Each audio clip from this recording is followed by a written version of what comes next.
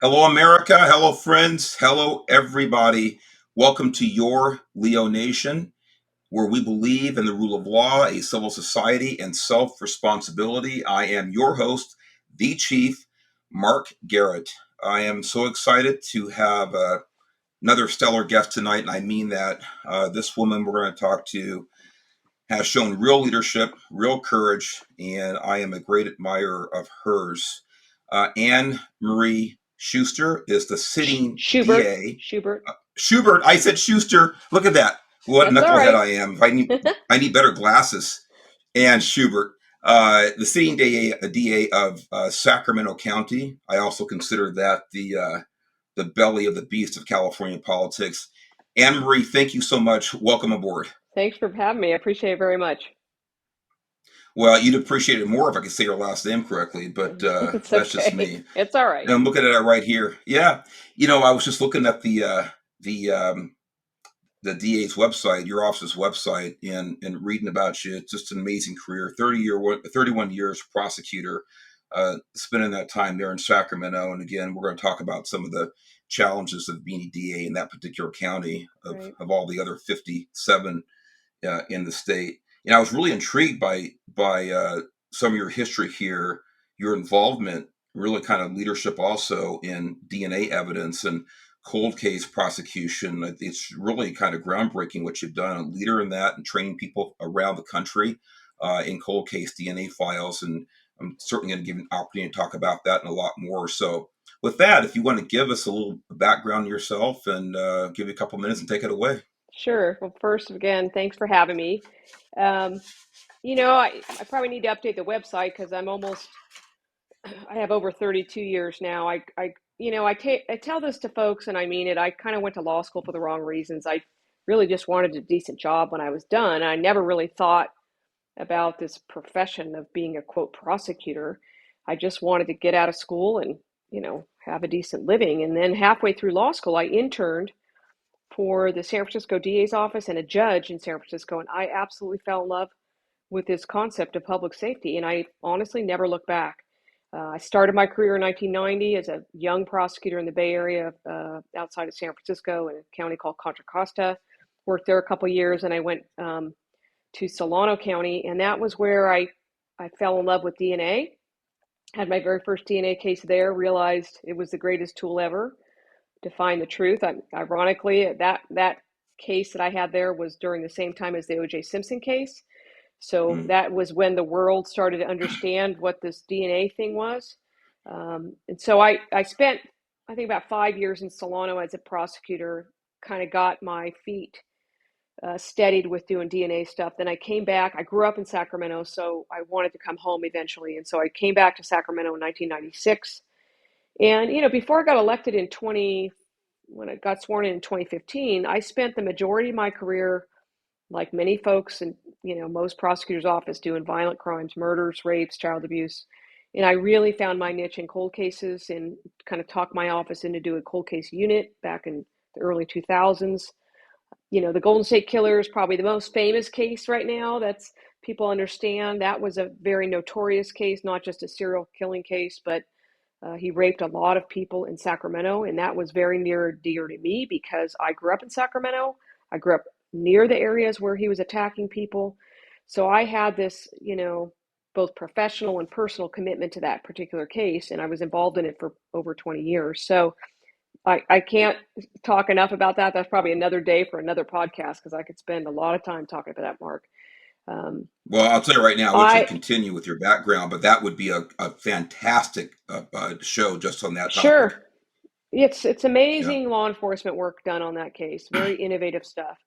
I was elected. I was very lucky because my boss at the time, who was an exceptional DA, her name was Jan Scully. She was the DA for 20 years in Sacramento. And then when she decided to retire, I was very fortunate that she asked me if I wanted to run. And I'd never really thought about it. And I'm like, yeah, let's go. And so I did. And, I've been through the election process now a couple times. I understand the dynamics. I'm not a politician. I can't stand that part of the job because, as you know, like law enforcement, we're nonpartisan. It doesn't matter what your party is, doesn't matter what your personal beliefs are. We just apply the law no matter where it leads us, along with the facts. But I definitely came to understand that the job does involve politics. And as you mentioned, Sacramento is kind of the, as you call it, the belly of the beast. May be true. We are the hub of politics in California. I constantly try to tell people, don't blame my office just because it happened in Sacramento. So I've been the DA now. I'm coming up on finishing out my second term, and I'm going to be, retiring at the end of this term and then moving on to, continue to do public safety, but other stuff outside the job of the DA. So excited to be Well, here. I am curious. Sorry about. I am curious about what you're going to do after. We'll talk about that. I think near the end of Sure. the podcast, and kind of check in on what the Right. horizon holds for you. Yeah, but those other cases that you were talking about, uh, Golden State Killer. I mean, these are Right. fantastic things. There's so much of that you have been involved with. And I said we're not going to cover it all in one show, so I'm definitely going to Right. bring you back. But what a fascinating topic that is. It's You amazing. know, I'm sure it is, and my 30 years in law enforcement, never had the opportunity, for the lack of a better word, to be involved in something quite like that. And I asked anybody else Yeah. listening, I would find that fascinating. Talking about your office, the DA's office there in Sacramento County, I'm familiar with, one southern part of the state, Los Angeles County. But Right. tell us about your office, kind of the structure, maybe the size, Sure. the number of personnel, some of the challenges, maybe a little bit of how things work there. So we're very similar to Los Angeles. We're just not as big. I mean, LA County, I have many good friends from that office. Jackie Lacey was a dear friend of mine. Joey Esposito, who was Jackie's number two, is, I consider, not only just a good friend, but an amazing human being. Um, Agreed. but he is. He's just brilliant. And so Yeah. our office is very similar. We're just smaller. Our population is at about 1.6 or so million, maybe million and a half, countywide. We obviously have a number of cities within our jurisdiction, so we service, the entire county. We have right now probably about 170 prosecutors. We have our own investigators, probably about 40 of them. We have a crime lab. That is one thing that's unique, that most DA's offices in the state do not run their own crime lab. It is an enormous benefit. For instance, when the Golden State Killer, when they followed that guy around and got his DNA, that's the kind of stuff. Then it goes to the lab, and you get to you Hmm. get to expedite things and prioritize cases based upon need. So it's a huge benefit to have our own crime lab. Amazing people that work there. We have, like many other DA's office, we have a victim witness assistance program. So a number of social workers that help victims and witnesses and their families through some of the most difficult times of their lives, and the court process, and obviously support staff. So we handle any case that comes in as a misdemeanor or felony. Unlike LA, we handle all misdemeanor prosecutions that are state code violations. So um, anything from petty thefts, drunk drivings, to all the way up to murders and everything in between. So we have the similar problems that any other large urban metropolitan county has, but perhaps the lower numbers than someplace like Los Angeles County. No, I appreciate that. It does make sense. I kind of get probably lose perspective being from a county with 13 plus million people, Right. and most are not like that in California. But one Yeah. thing you do have that Los Angeles County doesn't have so much of. Got plenty of it, but not as much as you do. Um, is the political, I think, environment that I kind of joked about Right. earlier with the belly of the beast. I mean, the state capitol and all the heads of the agencies and state elected officials working there, things like that. I mean, there has to be some level of pressure, influence, legal or Yes. otherwise. I would imagine that it, those dynamics aren't present anyplace else in California. Can you talk about that? Sure. So, well, when I became the DA of Sacramento, I was sworn in 2015, and as you know, Mark, the criminal justice system has been evolving and changing. In my view, in many ways, not in a good way. We've constantly seen as I call it, the super highway of legislation, of bills after bills after bills that are essentially, some may say dismantling the system, but definitely changing the rules, changing the goalposts from what it was back in perhaps in the 90s and even in the 2000s. So as the DA of Sacramento, I understood that because we're the county seat for the capital, and a lot of other prosecutors and law enforcement kind of look to us as being, the center of that storm. And so we have a legislation unit, like, like LADA's office has had one for years, Mhm. other large agencies have one. But we're oftentimes not only taking positions on bills, advocating for bills, opposing bills, but we also on many occasions find ourselves over testifying in the legislature either for or against a bill. I will be honest, it's become much, much more difficult over the last number of years. I think there's a complete disrespect for law enforcement and prosecutors at the Capitol. Um, we're not heard from very often, so oftentimes we ask that crime victims speak because they are the voices of those human tragedies. And so I've had them. I remember a few years ago a bill that wanted to get rid of life without the possibility of parole, basically, or the death penalty. And to have, the wife of someone that's executed in front of her, or the wife of a police officer killed, you're given basically 2 minutes to tell your views on a critical piece of legislation. It's very disheartening because so much is being done in one building with very little input, particularly very little knowledge to the public. And so we're getting legislation just a couple of weeks ago was the end of the legislative cycle. And this major bill, the bail bill, where they're trying yet again to get rid of the bail system despite the voters wanting it, that was voted on at probably at 10 minutes to midnight. That's how they had to finish their session. So it gets a little bit disheartening because we do our regular jobs, which is becoming more and more, um, we have more and more responsibilities, not just prosecuting people. But, my view has always been and always will be our jobs are not just about prosecution. Yes, we're always going to do that. But we also have a responsibility to be out in our communities to try to prevent crime, to get people back on track, to not interfere, intervene in lives of people that need help. Could be something that's community outreach, could be working with kids, could be education programs. So that's become a big part of our office. And then thirdly, in the last, several years, we have so much of what we call post-conviction work, meaning that, the guy's long since been convicted and been sent off to prison, and now the rules have changed. So now we have to do resentencings or what we call habeas petitions. So the volume of work has grown exponentially and it's not in line with the volume of resources. So we expect more and more from our investigators, our prosecutors, our advocates, our crime lab, everybody that's involved in this, but we don't get really extra resources to do it. That's hard. See, this is, yeah. Well, this is interesting. And again, it's a topic for another show because it's Right. so broad and so deep.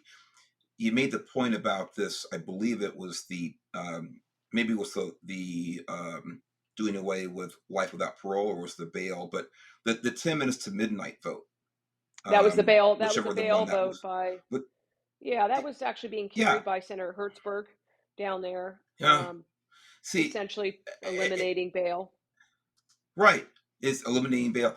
And this is, of course, we have this, I call it a cancer going on across the country. I mean, Illinois is Yeah, going off, the deep end. I mean, they're all going off the right. deep end. Yeah. We're, come January 23, basically, no one's bound over. It's nuts, even for second degree murder. But the idea or the reality that the legislators are voting at midnight has to tell us something that they don't want this to be known. They don't want it publicized. They don't want transparency when they're doing things like this the last minute or under the cover of night. And I can't wrap my head around it. exactly why people want to create chaos and do away with the rule of law, do away with the civil society. That's what we're looking at right now. These so-called, lawmakers, they're law destroyers, is what they are. My humble opinion. Well, it's definitely the dismantling of the system in many, many ways. I mean, gun enhancements, gang enhancements, every kind of, we used to have a 5-year priors. If you went to prison, then you could get extra time. If you've got prison priors, you can get extra time. And it's really based upon the concept that if you continue to fail to obey the laws, the consequence, it's just like parenting, the consequences could and should go up. Well, those are all kind of being whittled away. And again, don't get me wrong, I believe in rehabilitation, 100%. Hmm. But what we're seeing now in California, listen, since COVID started in California, March of 2020, I think 27,000 inmates have been released from state prison in California alone. 27,000. And when you will hear from people that have worked for the prison system that say, listen, if you're going to continue to grant early releases, you know, from prison, but not provide them rehabilitation, we're failing everybody. We're failing that inmate. We're failing society because we're not rehabilitating. We're giving them credits to get out early, really, for sitting there in their cells doing nothing wrong. That's not rehab. Hmm. That's just trying to justify the end that you're trying to get to, which is, reduce the prison population. So it does get disheartening, but we all know on the side of law enforcement that every day there's victims out there, and it's our responsibility to do everything we can to protect them and to protect the rest of society. Well, I know you're doing that. I know it's an uphill battle, especially out here on the West Coast, and Yeah. I applaud you for it. And of course, we're going to talk Yeah. about a very high-profile um, situation you were involved in, and I really can't wait for you to go into detail about that, for our listeners. Sure. So, and I'll just jump right into it. I was still on the job. This is 4 years ago, 2018. It was a case of Boy. Stephon Clark Right. in Sacramento. And again, I won't take too much thunder away from you, but this Sure. this involves a lot of aspects. We have officer involved shooting. We have your investigation of a homicide. We have your review of the case, the Right. facts, your decision, what to do with it, and I'll leave that for you to talk about. And so with that, I'm going to turn it over to you. But this case was certainly national, Yes. international, and it really was a precursor to what we saw later on as far as politics involved with these types of high-profile incidents. And a couple of years later, we know what happened. But this was different, in my opinion. I think it was in yours. And so with that, I'll turn it over to you about Stephon Clark. Sure. So in March of 2018, Sacramento Police Department got a 911 call coming in that somebody was breaking into windows, breaking into cars with a bat, and ultimately SACPD responded and talked to a bunch of the neighbors. There's some very famous, probably helicopter video. The sheriff's helicopter was in the area at the time, and they captured Mr. Clark on their video, kind of running from one house, breaking breaking a slider of one house, jumping over a fence, and then ultimately the law enforcement officers encountered him, and it wasn't obviously known at the time, but it ended up being his grandmother's backyard, and the whole thing unfolded essentially on the officer's body worn camera. Um, the, and sadly and tragically, Mr. Clark was shot and killed by law enforcement. And so, just to kind of the listeners understand, what this is what most people don't even know. What is the role of the DA, right? When does the DA come in? What do they do? The typical protocol in most counties is, you have DA investigators that get called out. It's part of an MOU that you have with law enforcement. They respond out. In our county, they respond and they're kind of the observers at the scenes for interviews and all that. The normal course of events is that, the case gets investigated by law enforcement and then it's submitted to the DA's office for their legal review. Most people don't even understand what the job of the DA is. Our sole question on an officer involved shooting really is, was a crime committed? That's really, it's not about civil liability.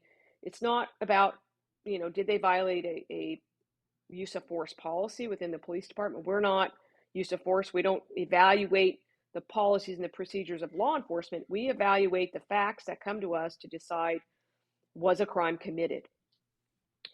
And so after many, many months of investigation, not just by the police agency, but by our crime lab, did an extensive amount of crime lab work on various things related to this. And all the while, I think you know this, Mark, that within about 10 days or so of the shooting, it became a national story. It became within a Mm-hmm. week or so. And, I'm not a new elected DA. I've been the elected DA now for about, I think I'm entering my third year. But it's clearly the most high profile officer involved shooting that I'd ever seen. We had hundreds of protesters at any given time. Within a fairly short period of time, it gets kind of into the weeds, but we had to put a fence around our building because our office was right along the street and there was an alley behind our building. And so, we had employees that could not leave because of what was going on. It was extremely stressful for many people, particularly the people from within our office.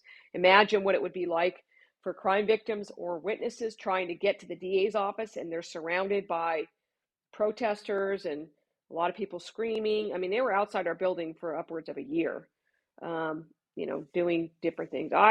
Myself personally, I got a lot of hate mail, got a lot of death Mm-hmm. threats. I started getting postcards from all over the country. Many of them seem to be from Portland. Basically, yelling at me in a written form to prosecute these killer cops. And, Mm-hmm. for me, just like any other police officer or law enforcement member is, our job is to follow the facts and law wherever it leads us. And so while it was very stressful, and I had to, we had to do things a lot differently in our office because of the security issues and all that. I never once wavered. My office never once wavered from our mission, which is follow the facts and the law, do your job, and and and be open and transparent about that process. What became, pretty obvious pretty quickly is that even other elected officials had really no idea of what the job of the DA was. And so I think about 10 days or so, I could be wrong on my exact date, but I was asked by the city council of Sacramento, the mayor, can you come over to our city council? Can you do an explanation? Can you do a PowerPoint showing them what is the process like?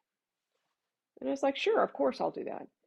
Well, that didn't turn out well because the council meeting kind of lost control. And you may remember that Mr. Clark's brother showed up. A lot of people were there, and Mr. Clark's brother showed up and jumped up on the dais, and it just kind of lost control. So, as I told the mayor and others, it wasn't the right time for me to do this presentation. So I did decide, it was all kind of like writing a playbook that had never been written. So I decided to do a press conference fairly quickly to let the public understand what the process was. It was just a press conference to say, here's what the process is, so that at least they had some sense of what to expect. And I think, the hard part, I think, is, the media might try to define the narrative, or they might write the facts the way they believe them to be, and those facts may not be accurate. And so for me, as the DA and my staff, the other lawyers that were involved in it, and investigators, that's oftentimes hard because you're gathering the facts all along the way, and maybe those are not being portrayed correctly. It seems to me that in the last few years, law enforcement's taken a much more proactive role in getting facts out sooner. I mean, body-worn cameras are coming out quicker, all that stuff. So that's kind of, what happened for the year, and it was extremely stressful. I'm not going to shy away from that. I did learn a lot of things about how to lead through challenging times, and I tried to, the most important thing for me, Mark, was treat everybody in this process with dignity and respect. Everyone. Mm-hmm. Mr. Clark, his family, law enforcement, the community, because it was definitely something that was, this young man lost his life. That's a fact.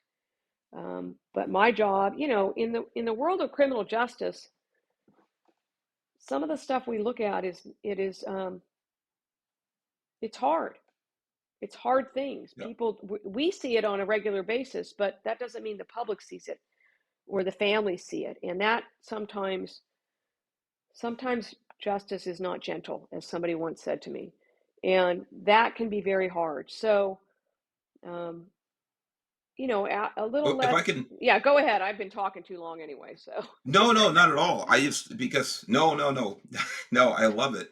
I'm getting educated here, as I'm sure our listeners and viewers are, and um, again, I'm kind of riveted about this because you keep touching on, or a couple of times you touched on the word leadership Right, and the rule of law, and right, it just this hits home with me because we, quite frankly, Anne Marie, you and I both know, and I think so many people listening, that we are witnessing a dearth of leadership, adherence to the rule of law, courage, direction, stability. And these are the things that you exhibited. I watched that press conference. I think it was, I don't know, hour plus, 90 minutes to be um, clear. 90 minutes. It Yeah, I was mean, because it's long. been, There's I no haven't watched, question it yeah, was I haven't long. watched it for a long time, Right, but at the time I was an assistant chief.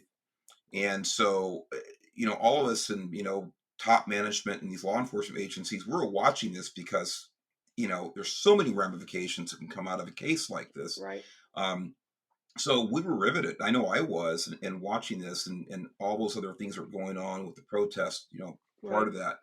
So I want the audience to really have that sink in about really what grounding it took on your part and what courage it took on your part. I think with these personal threats to do that. The other thing that you touched on was when you explained to the public, the media, what the role of the DA's office is, because I think what that does is, I mean, just in a strategic sense, it kind of um, puts things back on them. Listen, we're being transparent. right, Here's what we have to do. right. Here's what I'm sworn to do as the chief enforcement officer of Sacramento County. I have to abide by these rules. Correct. I think it's an absolutely great thing to do. We don't see enough of that, and so I think it was great. I think it was great 4 years ago. I think it's even better hearing it from you personally right now. It's a privilege to hear about this, but so I just wanted to chime in there. It's so important. I do want you to talk about the process you went through to come to the decision you did. I think that's really going to be fascinating for people to break down the specific elements Right. of what brought you and your team to the conclusion you did. Well, I mean, I think it's, if you watch the press conference or if you go back and reread our report, which was very, very lengthy, we went meticulously through the facts and we presented, I've never done a 90-minute press conference. I don't think I'll ever do another one like that again. I hope not. Um, Hmm, but I bet. but the public and everybody else deserve to know the facts and the law as it applied. And you know, some of the facts were hard to hear. For instance, the contents of Mr. Clark's cell phone, which became, important in our evaluation. And people sometimes I've said, and I'm not saying this in particular about this case, but sometimes cell phones are like the windows to the mind because they are very private details but they do reveal facts that can play a role in our evaluation. For instance, in that particular case, there was a number of text messages that went back and forth, and I don't need to go into them because they're out there in the public domain if anybody wants to see them. But I even got criticized by some folks that you shouldn't have put all that information out there because it was, it could be considered hurtful, and I get that. But sadly, we have to evaluate cases and that involve very intimate details of people's lives. And so the cell phone evidence became very relevant for us. The video evidence, the body worn camera, the officer's conduct. I mean, if you go back and we went meticulously through what the officers were saying on their body worn, because spontaneous statements of the officers very much, in my view, clearly demonstrated they believe he had a gun. They Hmm. believed Mr. Clark had a gun. Sadly, he did not, but that doesn't change our evaluation. It's that legal question. Did they have an honest and reasonable belief that they had to defend themselves or defend others? And the conclusion was, based upon all the facts and the evidence, that yes, they had that honest and reasonable belief. And the video evidence all supported that. The other evidence that we did, DNA stuff, we did paint analysis, glass analysis. There's a lot of work done on this case, rightfully so. But it all ultimately, there was other stuff that all came out about a prior incident of domestic violence that came out from a couple days earlier. But ultimately, I'm just kind of looking back through my PowerPoint, the legal analysis, which is really the standard that we all follow, is basically a police officer or anybody else is justified in using deadly force if you believe honestly and reasonably that there's an imminent threat of Hmm. death or great bodily injury. And that was, we looked at all the facts and circumstances, which, we went through meticulously, not just in our review, but through that press conference. And the conclusion was that that was a justified shooting. So it's, at the end of it all, it was a tragic situation, and that's the thing that part of my, what I would call my hope of leadership that I learned, which is we have to dignify everybody, even if we make very hard decisions, and treat people with dignity and respect. And it may not be the outcome that some folks want, but at least we did it with dignity and respect. It's kind of how I looked at that. Well, you certainly did. You certainly did watching that when I did 4 years ago, 4.5 years ago now. I just can't believe how time flies, as my I mom know, would always say. But it really has been a whirlwind. I mean, of course, so much has happened between then and now. right? But we really saw, and you can comment on this, but as I said earlier, subsequent to that case, I believe we saw the breakdown of the principles you're talking about in so many situations, so many other cases, in Baltimore, in Illinois, in I'm trying to think about some of these other cases Well, that yeah, were yeah, there's so many where right, DAs filed, and later on, um, the cases were thrown out right, almost immediately because there was absolutely no evidence that law enforcement officers had committed a crime, or for that matter, had even violated their own policies. right. So, but I think those people succumb to political pressures or their own Agendas. biases, Yeah, their their agendas. own agendas. Yes, Exactly, which is an absolute disrespect for the oath that they took. They take the same or very similar oath that you took, that I took, right, and when you're putting personal agendas or succumbing to political pressure, you're no worse. I mean, you're no better, in my opinion, than right. the person you're prosecuting, because you're not adhering to the law. It makes me very angry. I get very passionate about that, and this is why I was so excited to have you on the show, because you went through the ringer I and you sure, yeah, exhibited what someone who believes in their oath of office actually does. That's why we take oaths, because it's not always easy to do the job you're sworn to do. Let me ask you this: what if any, during the whole process? Obviously, there were death threats right. and all kinds of things you were dealing with. After your decision, after that press conference, did things, obviously ultimately did, but immediately did things calm down? Did things get worse after your decision, what, either from government officials or from the general public? How did things play out afterwards for you? Well, the night of so we did a press conference on a Saturday, and that night actually somebody called. So I learned a lot about personal security through this process, but I'm I have sure. kids, I'm just like any other parent. I want to make sure that my family's safe and that nothing that I do in my profession impacts them. So, um, the night of the press conference, somebody felt the urge to call 911 and say they were going to drop 200 something thousand flyers over the city with my home address and go protest at my address. That's just, it was intimidation because they didn't have my address. But how does that, I mean, I had to have investigators basically sleep outside my house for a couple weeks. I had to establish a security detail that, I had people show up at restaurants. I went and spoke at I remember speaking at a women lawyers luncheon, and protesters showed up at the luncheon, and they actually bought tickets so they could get up and do their thing at the luncheon. I've spoken. I mean, even as recently as this last summer, I guess maybe earlier in the spring. I'll go speak at a public function, and people show up and start screaming at me, and it's I don't stand in the shoes of people that have lost loved ones like this, and I try to do everything I can to empathize. But screaming at me, um, all that kind of stuff is not moving us forward. So yeah, I would say that caused a lot of stress, not just during that period of time. It changed the way that I, hold myself out there publicly because, you know, good, bad, or indifferent, Yeah. people were very angry. Some people were angry about the decision.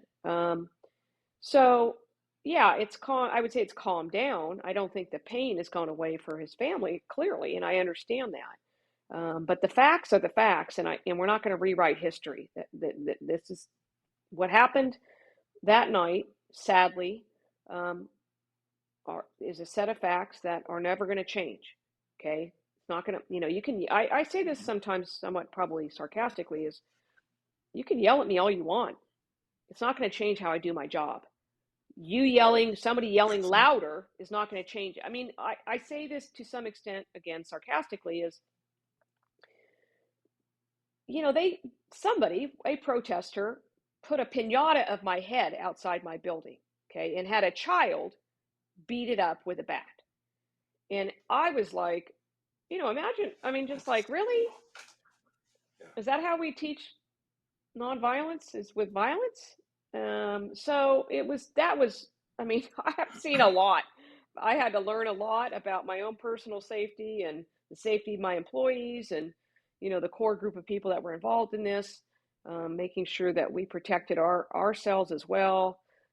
So it's sad. I mean, there's clearly, you know, a lot of anger. And when I went to that, honestly though, Mark, when I went to the city council meeting that kind of went off the rails, what I what I really felt like was there was a lot of rage and a lot of anger, and it's not all related to this particular shooting. It's related to bigger issues like poverty, Right. economic Hmm. disparity, housing, and all of those are important things that we can't ignore. Um, so it's just like we got a lot of problems in this world, and we better start working on fixing them instead of dividing us more, right? I couldn't agree more. And I sit here and listen to you, Anne Marie, about really, I mean, your comprehensive view of not just obviously this particular situation, but everything around it and the big picture. And I don't know how anybody can listen to you on this podcast or listen to you 4.5 years ago.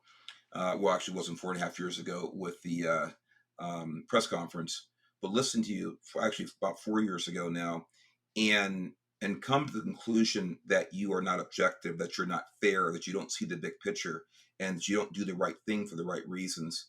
And again, it's remarkable. Unfortunately, your behavior is now remarkable because it's in the minority of behavior, in my opinion, across this country. And we're running out of leaders like you. Well, I appreciate I that. hope that we're going to. I hope we're going to turn that curve. I hope we're going to that corner. I hope we're going to have a rebound, and people like you can be examples and can blaze the trail, can actually bring some courage to other people. Say, you know what? If this fantastic woman can do the right thing, then Yeah. damn it, maybe I can do it. And again, I don't mean to. I'm not blowing smoke. It takes a lot of courage to do what you did and how you did it. and we don't see enough of it. And I mean that. We do not see enough of it. And this is why the tenets of your Leo nation are so important. The rule of Right. law, a civil society, Right. that parent, that monster who had a pinata of your head made and let their child beat it, Right. that is a monster to me. This is a person that is contributing to the problem of chaos. This is child abuse if they teach their child that it's okay to do this Right. in effigy. This is wrong. And in self-responsibility, they're not teaching self-responsibility. These things that I talk about on your Leo Nation are not just words any more than the oath you took are just words. Right. They mean something. So I get very passionate about it, and that's why I feel so fortunate. Again, I said it many times to have you on the show, and really with the hope that people out there, other people in leadership positions, will actually demonstrate leadership, not just go to work every day with Well, a title on their I've desk. tried. I want to. Yeah. I mean, I've tried to. You know, good, better, and different. I learned a lot from that particular case. But it's not just about, how to do your job with following the facts and law. It's also how do you lead through these challenging times? And, I remember Correct. along the way, I was writing notes to myself saying, I don't want to forget this moment because this is kind of my own teaching moment. So, like one of the things we did, keep in mind that the public's upset, but I also lead an organization of, 400 employees, and they have anxiety because they don't know, when are you going to make a decision? Are you going to consider our needs as employees? And I distinctly recall one day, probably 8 months after all of these protests that continued, that I said to my chief deputy, and I said, hey, maybe we should just buy people some pizza today. We just threw it out there, had no idea if people were going to Yeah. show up, and almost the whole office showed up, and we let them ask questions because they just had questions. Some of them we couldn't answer. Like they wanted to know, what day are you going to release your decision? Can't tell you that. And we kept it very much to ourselves because we wanted to make sure people were going to be safe. But what we did tell them, hmm which is kind of what they just needed to know, was your safety and the safety of this community is the most important thing that we're going to consider. And you can appreciate and you can understand that we're going to consider that in our decision on when to release this decision. So that, I think, just putting them at ease, so transparent, as I call it, transparency with your own office, who you lead, transparency with the public. I think that goes a long way. You might show up and say, you know what, I can't answer that question, but at least you show up. It's kind of how I looked at it. Yeah. I think that bode well, for folks, I hope. Well, I'm sure it did. People can learn a lot from you. And speaking of other people, learning a lot from you, as I have just in the last, 45 minutes or so. Um, your term is up in January of 23, Right? 8 years. Yeah. And we talked earlier just briefly that you said you're still going to be involved in some capacity. If you can talk about it, it's not confidential. What are your plans? And I'm hoping those plans include mentoring people in decision making positions. I'm just hoping. Yeah, I mean, first of all, I'm going to stay in the world. I'm not ready to stop working. I have a young son and just starting high school. I enjoy this work. I'm not going to act as a prosecutor. I kind of, as I said to somebody, I don't want to be involved in the sausage making of the bills in the legislature because honestly, it gets depressing. But what my plan is, whether you call it consulting or advising, my plan is to stay in the world of public safety, but in the private capacity of advising, Mhm. on the areas that I love. I can't say really what they are, but I'm still working. I mean, I've got plans, but stay tuned for that. But I do intend to stay involved in kind of the same stuff you're doing, Mark, which is this important movement where we're seeing that we're eroding the fabric of our community. And so I want to be involved. Listen, I was involved in Jackie Lacey's race. She's a dear friend. Um, I mean, I did everything I could to, myself with others to try to, keep her in office. And now we see the consequences that is unfolding in LA.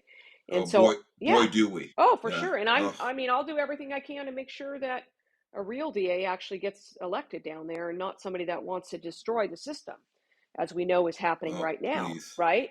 That's a whole nother Oh yeah. podcast. So I intend to stay actively involved in public safety and be passionate about what I believe in, which is kind of like you, the rule of law and promoting good policies and good practices.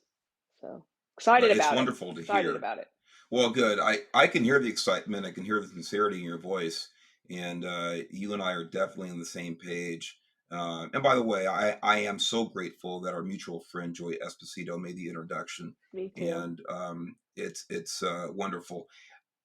I'll tell you right now, Anne Marie, I'm looking forward to the opportunity to work with you Right. in those endeavors in whatever way that we can make things happen. People like you are needed to step up, Yeah. and it just takes a few. So whatever we can do together, however I can support you, I'm looking forward to it. And we are going to save our country. We are going to honor and save the rule of law, and we are going to go ahead and reinforce how important self responsibility is. Thank you so much. Yeah. Ladies and gentlemen, you have had the pleasure, as have I, of speaking with Anne Marie Schubert. And I think I had been tipsy when I came on the air earlier, so forgive me for that. So Well, thanks for having me. I just really just appreciate it very much, it, Mark. it's been so much fun. I'm sure we're going to talk again. Thank you so much. Don't leave, Anne Marie. I Hang won't. on there 1 second. Everybody, like I always say, reach out, click on the button here right above me here, yourleonation.org. Tell all your friends about it, and click on the donate button that goes to our nonprofit, the Leo Project. And tax deductible, we're going to work on supporting families of fallen law enforcement officers. God bless you, Anne Marie. God bless everybody listening. Hang in there. And don't forget, always stick by the rule of law. It's the only way to go. God bless everybody. Thank you.